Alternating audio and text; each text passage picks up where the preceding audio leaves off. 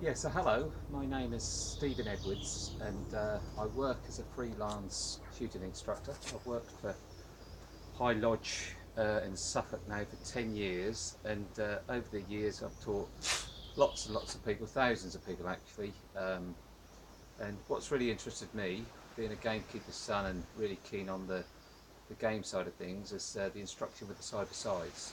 So people seem to get in a right muddle with the side-by-side, so I'm going to do an introduction and some shooting videos to clarify and show you how I would go about it. It's quite important to understand that each person uh, sees shooting in a slightly different way, and they have a different perspective and perceive it slightly different. But this is the most straightforward way that, through my experience, to learn to shoot side by side well. So the gun I'm using is a lovely little gun. It's an SKB single trigger 28-inch quarter half gun, super little gun. So the first thing you've got to look out for is the comb height. Before you do any shooting at all, it's vital that you keep the connection between your eye and the target. What we're doing is essentially a hand-eye coordination activity, and if you lose that connection, your coordination will go and you'll miss the target.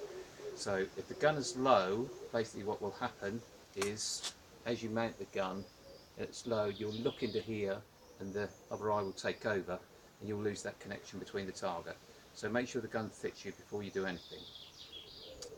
Okay, so just today we're going to go over the gun mount. So I've seen this happen before. I know this is tradition where people extend their arms to shoot the target. The front hand should be back and relaxed. The head should be forward and still. Most hand-eye coordinations, the head is forward and still. You're then focusing on the target. The front hand gently lifts the gun up, you're focusing, and it's all coordination which you train. One of the most common areas, especially for game shooting, is that the head is lifted. This effectively would make the shot go high, which is okay when they're driven because it actually puts an inbuilt lead. But if you get used to the habit of lifting the head, when you take the shot on a crossing one, the shot will go high and you'll never hit it. So the head is fixed and still. On a driven one, when it comes high, I tend to move back onto the back foot, but I try to maintain that the head is still. So I'll mount into the camera, so obviously the gun is empty, and then you'll see my weight is forward, I'm looking directly into the counter, my front hand pushes in and focus. Okay, again, it's quite hard to do it on a static target, that's why when you pattern a plate, it's always quite difficult. People tend to pull off. It's a good idea to pattern, see what your gun is doing. I think, yeah, I'm all for that.